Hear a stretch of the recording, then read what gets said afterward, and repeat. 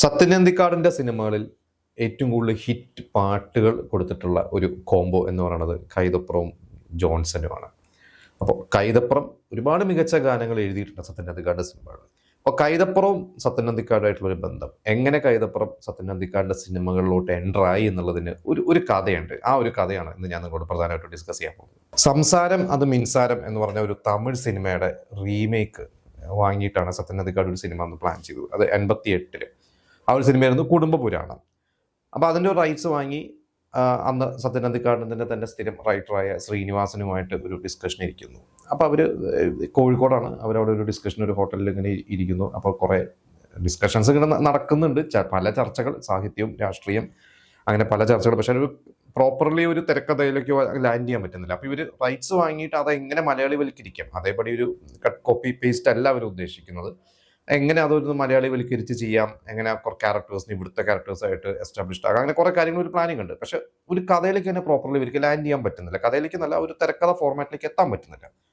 അപ്പോൾ മിക്ക ദിവസവും രാവിലെ ശ്രീനിവാസൻ നേരത്തെ എഴുന്നേക്കും, അത് കഴിഞ്ഞാണ് സത്യനന്ദിക്കാട് എഴുന്നേക്കുക, ഒരു പത്രവായന, അങ്ങനെയൊക്കെയാണ് എൻ്റെ രീതിയിൽ പോകുന്നത്. അപ്പോൾ ഒരു ദിവസം ഇവർ ആ ഹോട്ടൽ റൂമിലെ ഒരു വരാന്തയിൽ അവരവിടെ ഇരുന്ന് സംസാരിച്ചുകൊണ്ടിരിക്കുമ്പോൾ ഒരു ചെറുപ്പക്കാരൻ, താടിയൊക്കെ വളർത്തി, ഒരു സുമുഖനായ ഒരു ചെറുപ്പക്കാരൻ ബാഗ് തൂക്കിയിട്ട് കയ്യിലൊരു പുസ്തകമായിട്ട് നടന്നു പോകുന്നു. അപ്പോൾ പെട്ടെന്ന് ഇവർ കണ്ടു കഴിഞ്ഞപ്പോൾ ശ്രീനിവാസൻ സത്യനന്ദിക്കാടിനോട് ചോദിച്ചു, ഇത് കൈതപ്പുറം ദാമോദരൻ നമ്പൂതിരി അല്ലേ എന്ന് ചോദിച്ചു.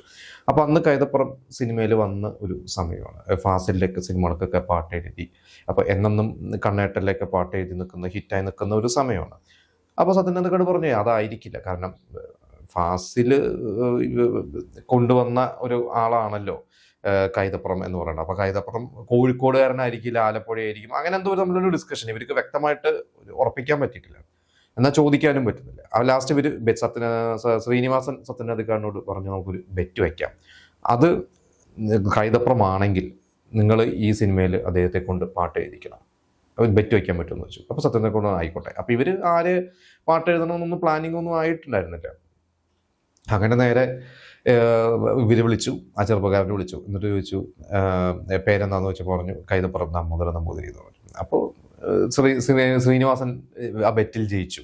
പിന്നെ ഇവർ ഒരു റൂമിൽ വിളിച്ചു, ഇരുന്ന് സംസാരമൊക്കെ കഴിഞ്ഞ് കുറേ അങ്ങോട്ടും ഇങ്ങോട്ടൊക്കെ വിശേഷങ്ങളൊക്കെ പങ്കുവെച്ച് എല്ലാം കഴിഞ്ഞിട്ട് സത്യനന്ദിക്കാട് പറഞ്ഞു ഞാൻ ഇപ്പോൾ പുതിയ സിനിമ ചെയ്യാൻ പോകുന്നു, ഈ സിനിമയിൽ നിങ്ങളാണ് പാട്ട് എഴുതുന്നത് പറഞ്ഞു. അപ്പോൾ കൈതപ്പുറത്തിന് ഭയങ്കര സന്തോഷമായി. അങ്ങനെയാണ് കൈതപ്പുറം ഈ ഒരു സിനിമയുടെ ഭാഗമാവുന്നതും പിന്നീട് ഒരുപാട് സിനിമകളുടെ ഭാഗമായിട്ടുണ്ട്. ഇപ്പോൾ നമ്മൾ തന്നെ മുമ്പ് ഒരു എപ്പിസോഡ് ചെയ്തിരുന്നു. കാരണം ആ എപ്പിസോഡ് നമ്മൾ പറഞ്ഞിരുന്നു, ഈ കുടുംബപുരാണം കഴിഞ്ഞ് വരവേൽപ്പ് എന്ന് പറയുന്ന ഒരു സിനിമയുടെ ഡിസ്കഷൻ്റെ സമയത്ത് ഇതേപോലെ തന്നെ റെക്കോർഡിങ് കാര്യങ്ങളും നടക്കുമ്പോൾ കൈതപ്പുറം ജോൺസനും സംസാരിക്കുന്നു, അവർ ഒരുമിച്ചിരിക്കുന്നു. അപ്പോൾ ജോൺസൺ ആദ്യമായിട്ടാണ് ഈ പറഞ്ഞ പോലെ അന്ന് വർക്ക് ചെയ്ത് തുടങ്ങുന്ന ഒരു സമയമാണല്ലോ കൈതപ്പുറത്തിന്. അപ്പോൾ കൈതപ്പുറത്തിൻ്റെ കഴിവുകളെ കുറിച്ച് പൂർണ്ണമായിട്ടും മനസ്സിലായിട്ടില്ല.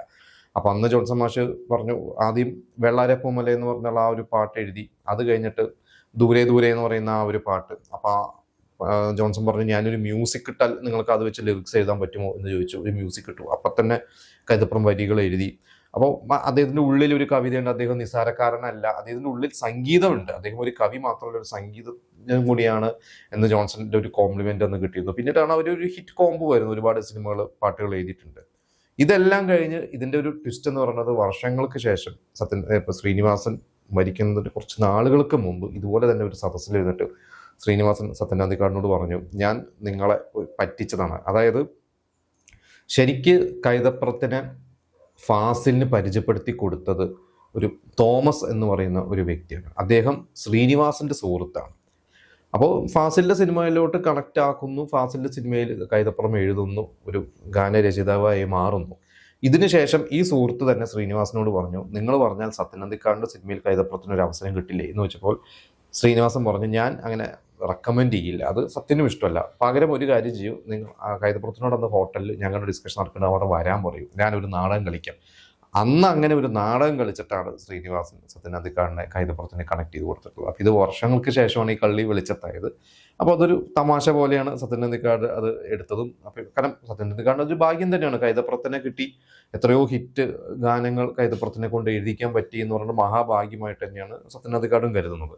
കുടുംബപുരാണം എന്ന് പറയുന്ന സിനിമയെക്കുറിച്ച് പറയുമ്പോൾ വേറൊരു രസകരമായിട്ടുള്ള കാര്യം നമ്മൾ പറഞ്ഞു, ശ്രീനിവാസനും സത്യനന്ദിക്കാട് കൂടി ഡിസ്കഷൻ ഇരിക്കുന്ന ഒരു കഥ ആലോചിക്കുന്ന ഒരു സമയത്താണ് കൈതപ്പുറത്തിൻ്റെ എൻട്രിയും കാര്യങ്ങളൊക്കെ. അപ്പോൾ ഇതൊരു തമിഴ് പടത്തിന് റൈറ്റ്സ് മേടിച്ചിട്ട് ചെയ്യാനുള്ളൂ. അപ്പോൾ ഒരു ദിവസം ഇവർ കഥയിലോട്ട് ഇങ്ങനെ പ്രോപ്പർലി ഒരു തിരക്കഥ രൂപത്തിലാക്കാൻ പറ്റുന്നില്ല, അല്ലെങ്കിൽ ഒരു ഫോർമാറ്റ് ഉണ്ടാക്കാൻ പറ്റുന്നില്ല അവർക്ക്. കഥയുണ്ട്, എങ്ങനെ അത് പൊളിച്ചെഴുതാമെന്നുള്ളതാണ് ഇവർ ആലോചിക്കുന്നത്. ഒരു ദിവസം രാവിലെ സത്യനാഥ് എഴുന്നേക്കുമ്പോൾ ശ്രീനിവാസൻ ബാഗൊക്കെ പാക്ക് ചെയ്ത് പെട്ടെന്നോട്ട് എങ്ങോട്ടോ പോകാൻ വേണ്ടി നിൽക്കുന്നു. അപ്പോൾ എനിക്ക് അത്യാവശ്യമായിട്ട് നാട്ടിൽ പോകണം. എന്നിട്ട് പറഞ്ഞു, നമുക്ക് ഇത് ചെയ്യാൻ പറ്റില്ല ഈ സിനിമ, ഇത് ഞാൻ നിന്ന് ഒഴിവാവുകയാണ്, സത്യന് വേണമെങ്കിൽ എസ്കേപ്പ് അടിച്ചോ എന്തോ പറഞ്ഞ് ഇറങ്ങിപ്പോയി. പക്ഷേ സത്യനാഥ് സിനിമ ചെയ്തേ പറ്റുള്ളൂ, കാര്യം പ്രൊഡക്ഷൻ കാര്യങ്ങളൊക്കെ പ്ലാൻ ചെയ്തു. അദ്ദേഹം നേരെ ചാലക്കുടിക്ക് പോയി ലോഹിദാസിനെ കണ്ടു. അന്ന് ലോഹിദാസ് കിരീടവും കിരീടമായിട്ടില്ല, തനിയാവർത്തനവും എഴുതാപ്പുറങ്ങളും കഴിഞ്ഞ് നിൽക്കുകയാണ്. അപ്പോൾ ആ 2 സിനിമകളും അത്യാവശ്യം അഭിപ്രായം കിട്ടി, പക്ഷെ ഒരു കമേഴ്ഷ്യൽ ഹിറ്റ് റൈറ്ററായി മാറിയിട്ടില്ല. ലോഹിദാസിന് അടുത്ത് പോയിട്ട് ഇങ്ങനെ ഒരു കാര്യം പറഞ്ഞു, ഹെൽപ്പ് ചെയ്യണം എന്നൊരു കഥയും പറഞ്ഞു. ലോഹിദാസ് നമുക്ക് ചെയ്യാമെന്ന് പറഞ്ഞു. ലോഹിദാസാണ് പിന്നീട് ആ സ്ക്രിപ്റ്റ് എഴുതിയതും.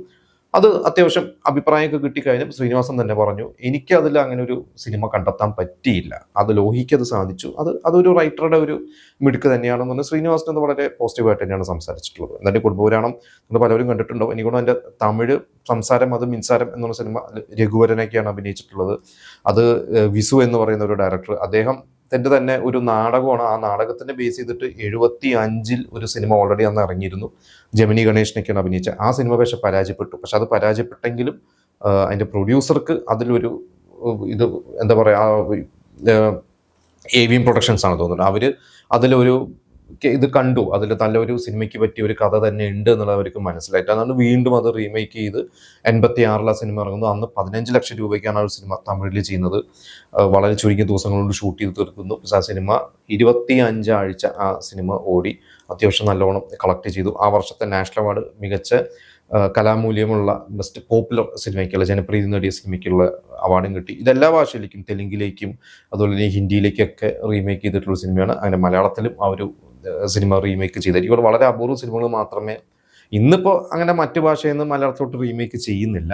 പക്ഷെ അന്നൊക്കെ അങ്ങനെ ഉണ്ടായിരുന്നു. അതിൽ തമിഴ് സിനിമകളൊന്നും അല്ലെങ്കിൽ തെലുങ്ക് സിനിമകളൊന്നും മലയാളത്തിലോട്ട് കൊണ്ടുവന്ന് വിജയിച്ച കുറച്ച് സിനിമകൾ എടുത്തു കഴിഞ്ഞാൽ അതിന് മുന്നിൽ നിൽക്കുന്ന ഒരു സിനിമ. ഞാൻ അവിടെ ഒരു ആർട്ടിക്കിൾ വായിച്ചിരുന്ന ഒരു മികച്ച ഒരു 10 സിനിമകൾ, റീമേക്ക് സിനിമകൾ, അതായത് മറ്റു ഭാഷയിൽ നിന്ന് മലയാളത്തിലോട്ട് റീമേക്ക് ചെയ്ത ഒരു 10 മികച്ച സിനിമകൾ ഒരു സിനിമ തന്നെയാണ് കുടുംബപുരാണം എന്ന് പറഞ്ഞാൽ ഞാൻ ഏതോ ഒരു പോർട്ടലിൽ അവരുടെ ഒരു ആർട്ടിക്കിൾ ഞാൻ വായിച്ചിട്ടുണ്ടായിരുന്നു. അപ്പോൾ എന്തായാലും കുടുംബപുരാണം എന്ന് പറയുന്ന ഒരു സിനിമയും അതിൻ്റെ ഒരു തമിഴ് ഒറിജിനൽ സിനിമയും നിങ്ങൾ കണ്ടിട്ടുണ്ടെങ്കിൽ നിങ്ങൾ അതിനെക്കുറിച്ചുള്ള ഒപ്പീനിയൻ നമ്മളോട് പറയുക. എന്തായാലും സത്യനാഥ് കൈതപ്പുറം കൂട്ടുകെട്ടുള്ള പാട്ടുകളെ കുറിച്ച് അല്ലെങ്കിൽ നിങ്ങളുടെ ഫേവറേറ്റ് പാട്ട് അതും നമുക്ക് കമൻറ്റ് ചെയ്യാം.